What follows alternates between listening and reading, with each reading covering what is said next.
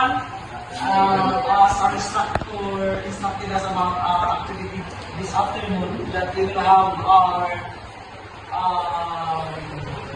brief lecture on the components of the Philippine administrative system, which includes the executive, the legislative, and the judiciary branches. Now, we all know that in our Philippine administrative system, we are governed by the President, but the President separates his power through the three branches. Now, ngayon nilukwa, that is why nilukwa yung tulong branches na pagkatawag na number one, the legislative, and the next one is the executive, and then the third one is the judiciary. So let's talk about this legislative branches. So, unsay na, who are the person inside the legislative department? These are the Senate and the representative. And their job was to trabaho. Maghimo ng balakod. So they are the one that create the laws from bills, sinamulagan nila ng laws. And not just that, of course, we have the briefing exam. How about in executive department, the executive branch? Sino yung mga characters niya? Members, the secretaries. So, ulit naman nila, what are their jobs? Implement the laws. Nagbihimo ng mga legislative. So, pinaka-una ng legislative. Sila sa mag-himo and then mag-enforce na mag-implement na tayo ang executive. And then the third one or the third branches is the judicial branch, which is yung mga tao sa mga sila character. They are the Supreme Court, the judges, the judge. And then their job, mag-interpret ng law if ever kung malawag ka na hihimo is constitutional or unconstitutional. So maybe somebody will add something kung may ako wala mga overview. Kasi may yung mga insights. Ito yung video, kita na po. Basta may wala na ako masulti. Paano po sila tayo dito sa instruction sa ako? Okay, so for now, as Frank instructed us that we must divide the class into small groups. It is consists of 8 to 10 students every group. And then now, after that, once na may ako na grupo, assign each group a specific role in the administrative system, such as pili kita na presidente, at sa grupo, mga senador, pili sa grupo, House of Representatives, or maybe mayor na ba, consist na ba siya ng local government officials. So, ang mayon na nato imuon. And then, kung nakapili na kita, kung may ato ibalik character, kung may ato posisyon na pilion, ngayon din na provide each group with a scenario card that outlines a specific administrative challenge or issue. Example, may mga lead na nakita, unin mo na presidente, unin mo na vice mayor, unin mo na mayor, kung may mga nakita ko, example na lamang, isulong man yung lugar ng NPA, so unin mo na niyo ibang mga opisyal. And then, nagkabutan dahil dali ang allow groups time to discuss their assigned roles and devise a strategy to address the scenario presented. Encourage them to consider the powers and limitation of the rules as well as how we can collaborate with the other rules to solve each problem. Now, each group will present their scenario and propose solutions and stipulated administrative meeting. They should articulate their strategies and how we plan to implement them with the other groups acting as their supporters or critics. Now, after all presentation, conduct a class discussion reflecting the challenges faced with the simulation, blah, blah, blah. Okay.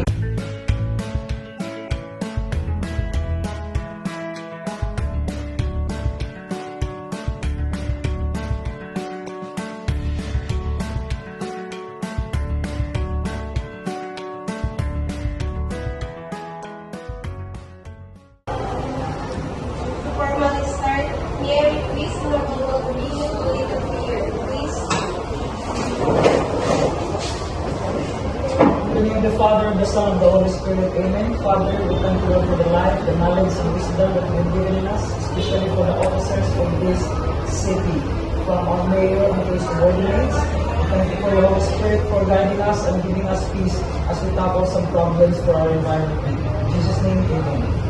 The Father, the Son, and the Holy Spirit. Amen. Please remain standing for the Hold You Please National Anthem.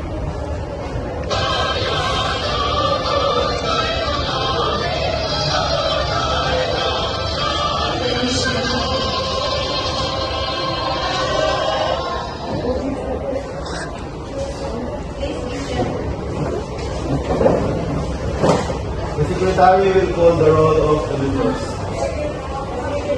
Mayor Franklin Malpitas, Vice Mayor Ira Lee, Honorable Zaga, Honorable Vitica Correa, Honorable Ariza, Honorable Ikilio, Honorable Martiros, Honorable Ordinarius, Honorable Isudan, Honorable Bagumiti. Honorable members of Parliament, esteemed colleagues, ladies and gentlemen, good evening. I am Mayor Mabitado. It is a pleasure to me that I open this parliamentary session. While we gather with the intention of progress and positive change, we cannot ignore that the significant challenges facing our city. The past 2 years, I've noticed that our city is facing problems about garbage. So this session must prioritize addressing this problem. This session will not be easy. It will require dedication, perseverance, and willingness. But I am confident that by working together, we can overcome this challenge and build a brighter future for our city. Any resolution or recommendation about this problem? Everyone, Everyone, With all due respect to our Mayor, Mayor Franklin Malpitas, I am Honorable Rochelle M. Ariza. I am going to read or recite about the resolutions about the garbage or waste disposal. So here it is. First offense, warning. Second offense is consequences to clean a specific area. Third is penalty. The penalty is 5,000 pesos. And then fourth is we are going to implement a policy about the proper waste disposal.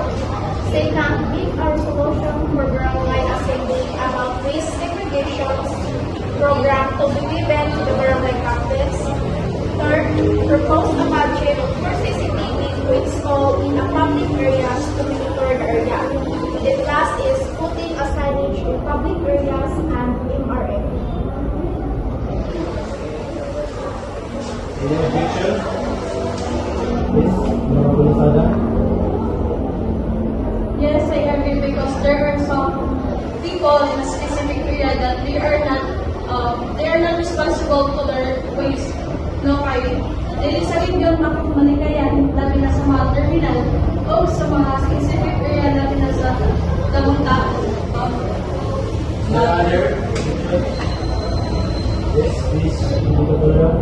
I also agree with those solutions to the said problem. Kaya nakita ko sa tusili na dami na ganyan sa problema ng mga tao na hindi mag-segregate o paglabak na sila basura sa pagkakanganan. And also, isa-isa na impact ng mga tao sa city.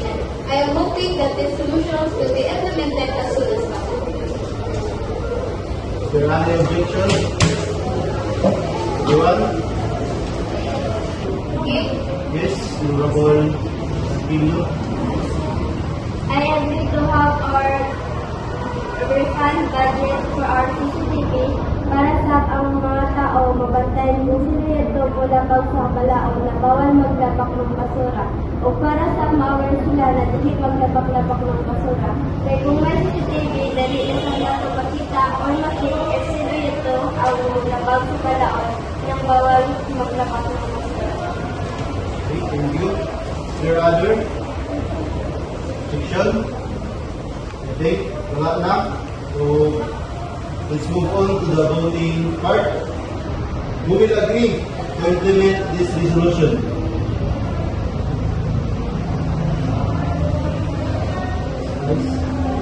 Since the majority agreed the resolution, The meeting is adjourned.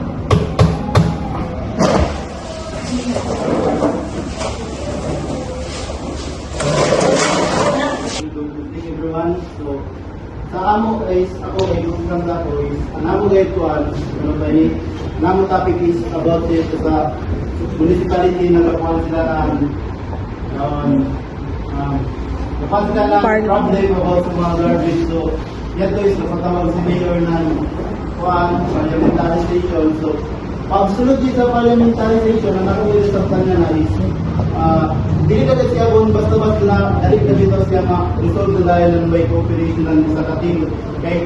Dili siya basta-basta na lamang makuha ni Mayor na ma-resolve na lamang kung may tabang.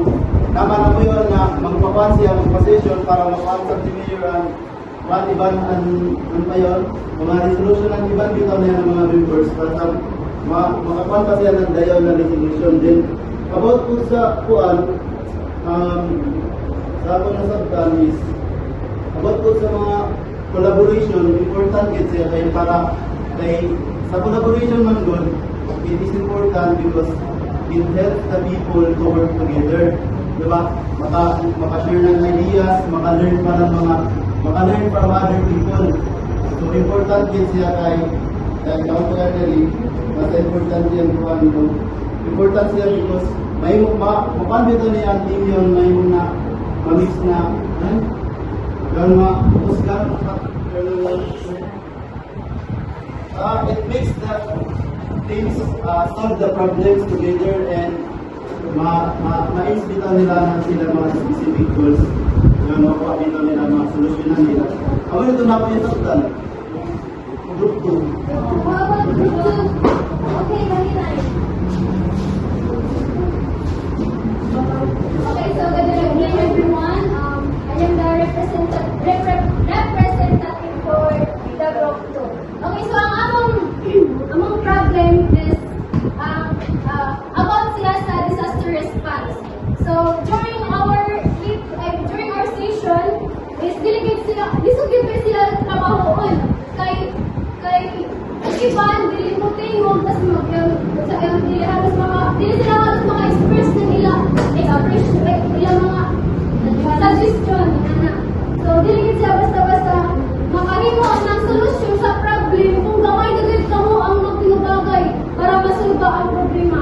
So ang nalain ko sa bading is very important that ang collaboration sa grupo is sa mga grupo para ma-silent kung very important collaboration sa grupo para dili makahimo ng solusyon sa isa ka problem kay isang naghimo kung kamay na kamo tapos damo kamo sa grupo dili kamo mag-cooperate. So need gyud sa collaboration ng tanan. So dapat mag-work gayud together, support each other para gayud siya ma-resolve ang problema. And so ang challenges na i-face namo during the session is ang malagyan ko ibalik ang ibang nilarang sa mga istorya ng ilang mga suggestion which is isugid sa pag-form ng unang mga solusyon.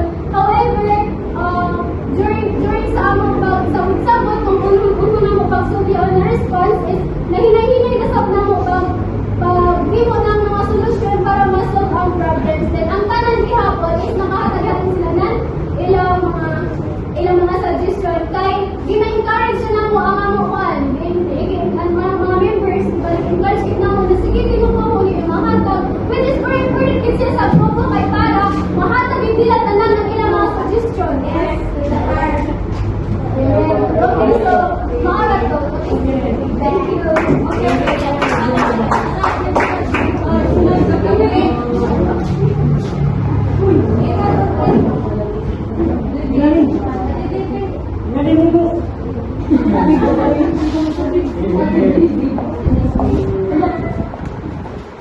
So, good evening everyone. Kami ang group 3, anamo, ibalik, alam mo, topic sa among kuwan, provincial, tapos sa, alam mo, ibalik issue sa among, ibalik probinsya kayo, lack of healthcare programs, tas, sa, alam mo, ibalik, kuwan na, problema sa among kuwan kayo, ideally kasi na problema, ibalik yan, sa among grupo, ibalik open kami kana na mag-suggest ng yon, ibalik unoy yung kita, ibalik na yung ibalik problema sa ato, ibalik natin sa Solidarity Store. Tapos alam mo yung sabutan na may lack of healthcare programs, kaya mo sa ibalik yung main point na sa kuan. Importante sa ibalik yung healthcare na to, tapos sa amo ibalik, sa amo na pag-represent ibalik sa amo, yan sa amo session, yaway kibali ya pa-conflict kami kaya iba na kibali mo suggest na amo yan na solution tas pagkakuan ya pagkatapos ya mo disagree kay kuno kuwang nan kuno na ka ng mga rason tas sa amo dali sa para sa amo gayud sa among grupo importante gid ang cooperation kay para kibali ma-achieve na mo or ma-achieve na to ang kibali anato goal sa isa ka specific kibali na problema.